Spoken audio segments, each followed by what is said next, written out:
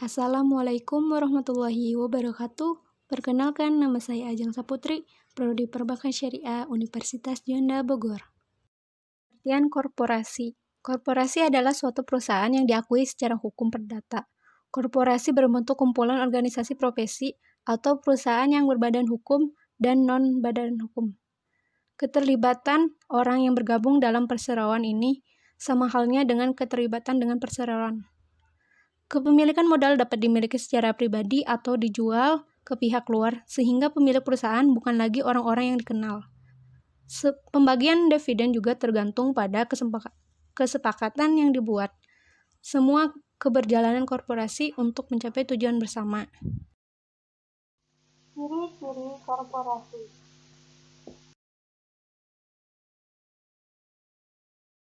Ciri-ciri korporasi. Pertama, berorientasi pada profit. Maksudnya adalah dalam melakukan usaha selalu berorientasi pada keuntungan perusahaan. Kedua, modal perseroan terbatas berasal dari saham dan obligasi.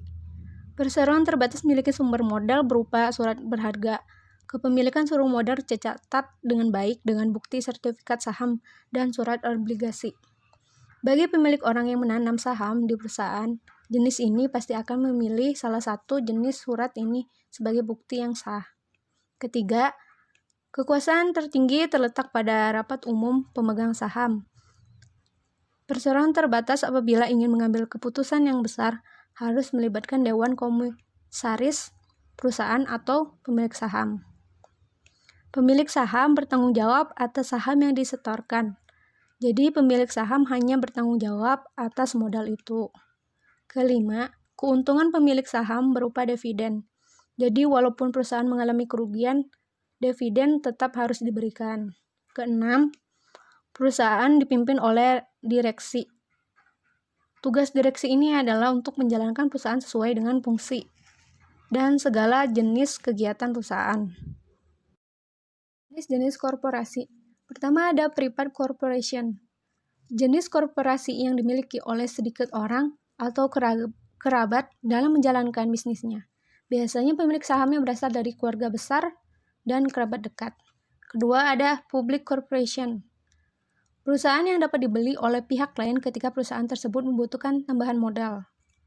Perusahaan yang menjual sahamnya kepada pihak luar dapat dikatakan perusahaan going public. Perusahaan ini dapat mengambil alih saham yang telah dijualkan dan perusahaan dapat menjadi perusahaan privat. Ketika perlu tambahan modal lagi, dapat dijual kepada pihak lain yang mau membeli saham perusahaan. Ketiga, quasi-public corporation and non-profit corporation. Perusahaan yang tidak berorientasi profit, kegiatan yang dijalankan untuk kepentingan orang lain. Perusahaan yang bergerak pada kegiatan sosial, lembaga pendidikan, dan lainnya. Contohnya, pada gudang garam.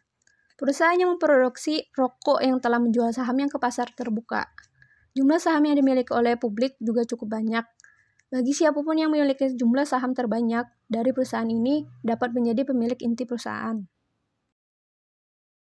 Setelah tadi ada pengertian korporasi, di sini ada pengertian pembiayaan sindikasi, yaitu pembiayaan yang diberikan oleh beberapa kreditur sindikasi atau sahibul mal yang biasanya terdiri dari bank-bank atau lembaga-lembaga keuangan lainnya kepada debitur atau mudorib yang biasanya berbentuk badan hukum untuk membiayai satu atau beberapa proyek usaha pembangunan gedung atau pabrik milik debitur. Pengertian sindikasi menurut Stanley Ham. Kredit sindikasi adalah kredit yang diberikan oleh dua atau lebih lembaga keuangan dengan syarat atau ketentuan yang sama bagi para peserta sindikasi, menggunakan dokumentasi yang sama dan diadministrasikan oleh agen yang sama pula. Selain tadi ada menurut Stanley Ham, ada juga menurut kamus yang dimuat dalam situs resmi Bahasa Indonesia bi.go.id. Disebutkan bahwa kredit sindikasi adalah pemberian kredit oleh sekelompok bank kepada satu debitur yang jumlah kreditnya terlalu besar apabila diberikan oleh satu bank saja. Jenis pembiayaan sindikasi. Pertama ada debt syndication. adalah sekelompok bank yang secara bersama-sama membiayai suatu proyek dan dipimpin oleh satu bank yang bertindak sebagai leader atau pemimpin dari pembiayaan tersebut. Dalam bentuk ini, modal yang diberikan oleh masing-masing bank dilebur menjadi satu kesatuan, sehingga keuntungan dan kerugian menjadi hak dan tanggungan bersama sesuai dengan porsi modal masing-masing. Kedua ada club deal, adalah sekelompok bank syariah yang secara bersama-sama membiayai suatu proyek, tapi antara bank satu dan bank lainnya tidak memiliki hubungan kerja bisnis yang sama dalam hal penyatuan modal mereka. Maksudnya, bank syariah yang saling menyatukan modal tersebut memberikan pembiayaan kepada suatu entitas tetapi terhadap proyek yang berbeda-beda. Yang ketiga ada subsyndication, adalah bentuk sindikasi antara suatu bank dengan salah satu usaha bank peserta sindikasi lain, dan kerjasama bisnis antara keduanya tidak berhubungan langsung dengan pembiayaan sindikasi lainnya. Manfaat sindikasi. Pertama, sindikasi merupakan bagian penting dari upaya pengembangan produk-produk pembiayaan perbankan syariah.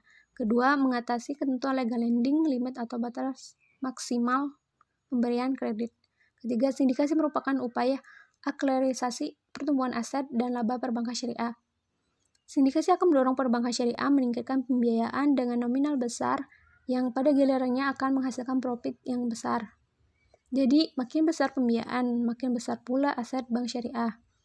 Keempat, meningkatkan sinergi dan kerjasama kemitraan di antara bank-bank syariah. Kelima, meningkatkan fee-based income atau pendapat yang berasal dari ujroh atau fee. Keenam, agar bank-bank syariah dikenal luas di pasar sindikasi, maka bank syariah diajak oleh bank konvensional untuk bersindikasi. Maka bank syariah tersebut akan semakin dikenal di pasar sindikasi.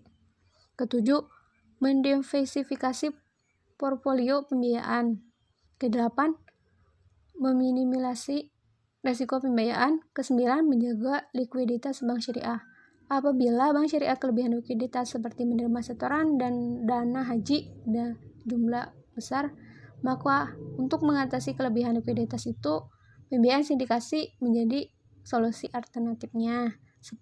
Pembiayaan sindikasi dapat menjadi sarana promosi bagi bank-bank syariah. Ke-11, pembiayaan sindikasi dapat menarik dana investasi asing. Sindikasi biasanya melibatkan bank-bank mancanegara, terutama bank-bank dari Timur Tengah. Mereka biasanya tertarik pada sektor-sektor infrastruktur dan energi. 12. Sebagai learning process bagi participation syariah bank. 13. Sebagai bentuk kontribusi perbankan syariah pada pembangunan nasional. Ke-14. Memupuk hubungan kerjasama dengan satu grup usaha. Sindikasi akan meningkat partnership dengan debitur atau grup usaha debitur. 15. Industri perbankan dapat memiliki motivasi agar di kemudian hari dapat memperoleh kesempatan memberikan jasa-jasa yang lebih menguntungkan kepada debitur sindikasi yang bersangkutan, seperti treasury management atau corporation financing.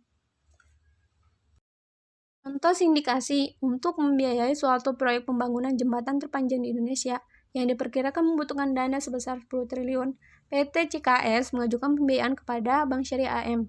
Namun karena kebutuhan dana yang terlalu banyak dan besar, maka Bank M pun melakukan sindikasi dengan Bank B dan Bank R. Bank Syariah M menyetorkan dana sebesar 50% dari total dana yang dibutuhkan. Sementara Bank Syariah B dan Bank Syariah R masing-masing sebesar 25%. Keuntungan dan kerugian akan ditanggung berdasarkan proporsi modal masing-masing.